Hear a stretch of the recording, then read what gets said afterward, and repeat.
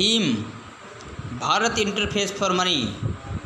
पूरे भारत देश के अंदर एक दूसरे को पैसा ट्रांसफ़र करना हो या आपको ऑनलाइन शॉपिंग करना हो या अपने खाते का बैलेंस इंक्वायरी करना हो या किसी के खाते में IFSC कोड और अकाउंट नंबर की मदद से पैसा भेजना हो या UPI ID की मदद से पैसा भेजना हो, आप पैसे भेज सकते हैं और पैसे रिसीव भी कर सकते हैं।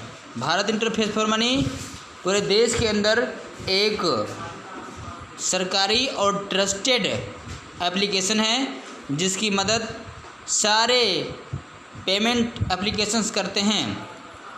फॉर एग्जांपल के लिए गूगल पे हो या पेटीएम हो या फ़ोनपे हो या और भी सारे एप्लीकेशंस हैं जो पेमेंट के लिए इस्तेमाल किए जाते हैं, तो वो सारे के सारे आपके मोबाइल फ़ोन के अंदर भीम UPI ID का इस्तेमाल करते हैं।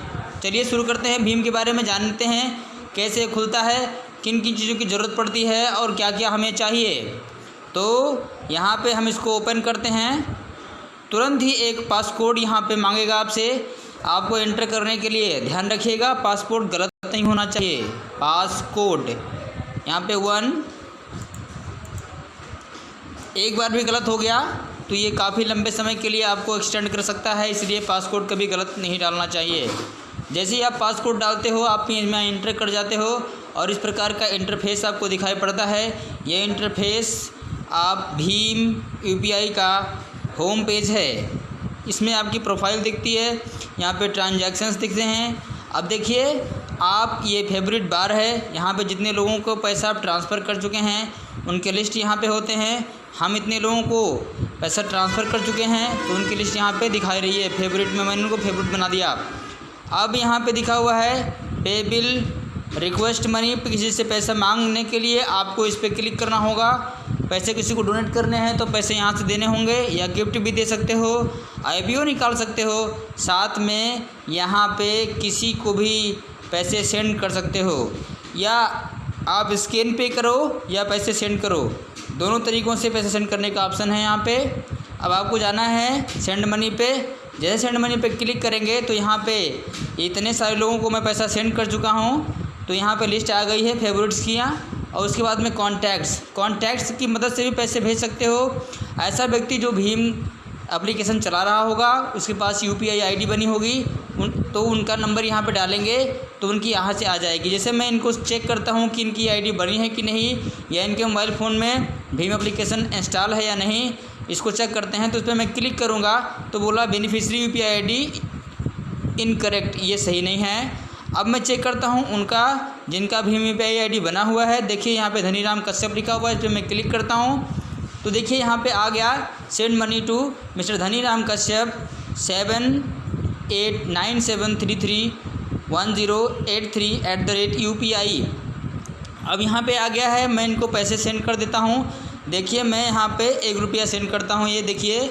और उसके बाद में मैं यहाँ पे ऑलरेडी देखिए बैक करता हूँ और यहाँ पे रिमार्क डाल सकते हैं आप। रिमार्क में आप कुछ भी लिख सकते हो कि मैंने पैसा ट्रांसफ़र कर दिया या मैंने 1 रुपया आपके खाते में ट्रांसफ़र कर दिया या मैंने ट्रांसफ़र किया इस तारीख को। जो भी आपको यहाँ पे लिखना है रिमार्क में, उसको आप डाल सकते हो।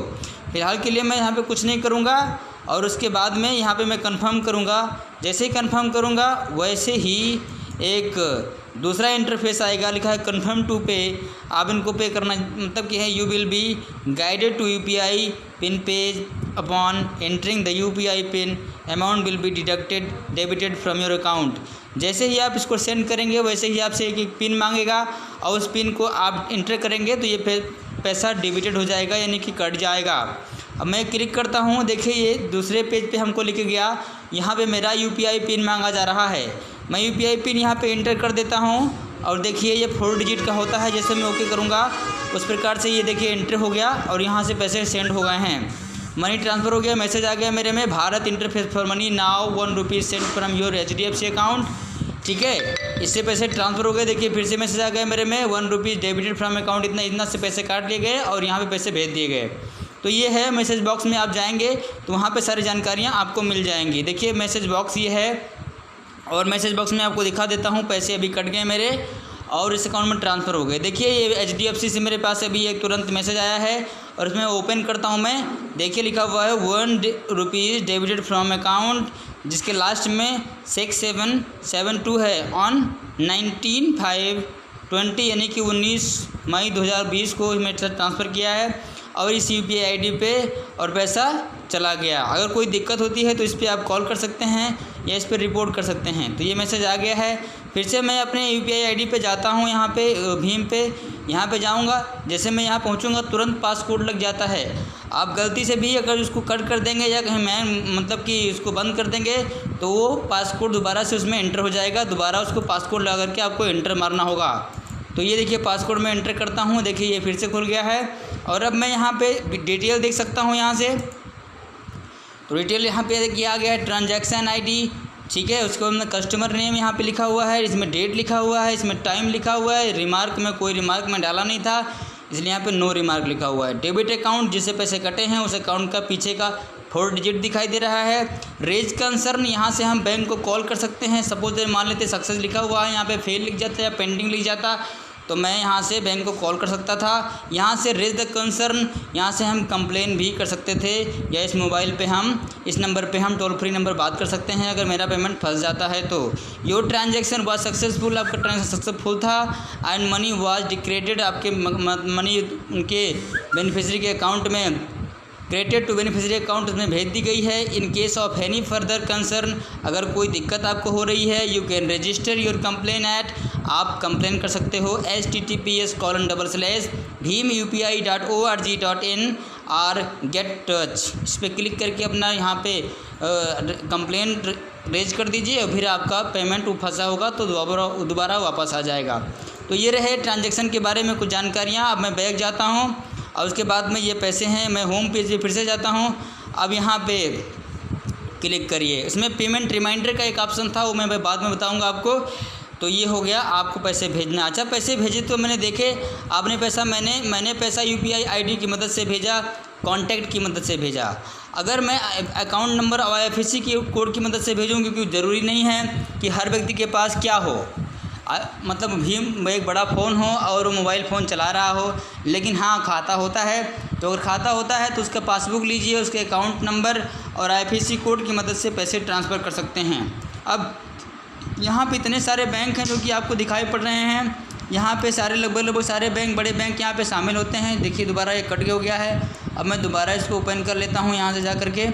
जैसे ही मैं दोबारा ओपन करूँगा वैसे ही फिर से पासकोड मांगेगा मेरे से। देखिए पासकोड, क्योंकि जैसे ये कट जाता है दोबारा आप इसको खोलेंगे तो पासकोड आपको देना पड़ेगा। तो ये सारे बैंक लगभग बड़े बैंक यहाँ शामिल होते हैं। अब मैं यहाँ पे क्लिक करता हूँ और कोई जैसे मान लेते हैं कि हमको स्टेट बैंक ऑफ इंडिया में पैसे भेजने हैं, तो स्टेट बैंक ऑफ इंडिया देखिए यहाँ पे आ गया है। इसको मैं बैक करता हूँ, ये देखिए स्टेट बैंक ऑफ इंडिया, इसको मैं यहाँ पे क्लिक करता हूँ और ये तुरंत यहाँ पे शामिल हो जाएगा। यहाँ पे आप डालेंगे SBIN करके, उसका IFSC कोड डालेंगे, उसका फिर बेनिफिशियरी का नाम डालेंगे और यहाँ पे अकाउंट नंबर डालेंगे। फिर इसमें आपको कंफर्म दोबारा डालना पड़ेगा और वेरीफाई करेंगे, पैसे ट्रांसफ़र हो जाएंगे। ऑलरेडी मैं पैसे ट्रांसफ़र कर चुका हूँ। यहाँ पे मेरे लिस्ट में शामिल हैं कई सारे लोग, जैसे मैंने अभी कॉन्टैक्ट की मदद से पैसे भेजे थे, सेम प्रकार ये भी है। वहाँ पे कॉन्टैक्ट की मदद से पैसे भेजे जाते हैं, UPI ID की मदद से, लेकिन इसमें जो है अकाउंट नंबर की मदद से। कुछ फेवरेट लिस्ट हमारे पास रखे हुए हैं। देखिए मैं मिस्टर ओम प्रकाश को पैसा ट्रांसफ़र कर चुका हूँ account number plus IFSC code की मदद से। देखिए मैं दोबारा इस पर क्लिक करता हूँ, दोबारा ये फिर से मैच हो जाता है और यहाँ पे मुझे को अमाउंट डालना है, पैसे किस अकाउंट से कटेंगे यहाँ पे आ गया है और यहाँ मैं रिमार्क डाल करके दोबारा पैसे सेंड कर सकता हूँ। तो ये हो गए फेवरेट लिस्ट में वो लिस्ट होते हैं, फेवरेट में शामिल करना होता है। जब किसी को यहाँ पे आप पेमेंट करते हो तो यहाँ पे नीचे ऑप्शन आता है, उसके आप वहाँ से फेवरेट में उसको डाल सकते हैं। सपोज दैन मान लेते हैं कि मैं इलाहाबाद में किसी का पैसा ट्रांसफ़र करने वाला हूँ, तो यहाँ पे जैसे ही आप डालेंगे, अब IFSC कोड इलाहाबाद का यहाँ पे होता है, मैं उसको नहीं डालूँगा।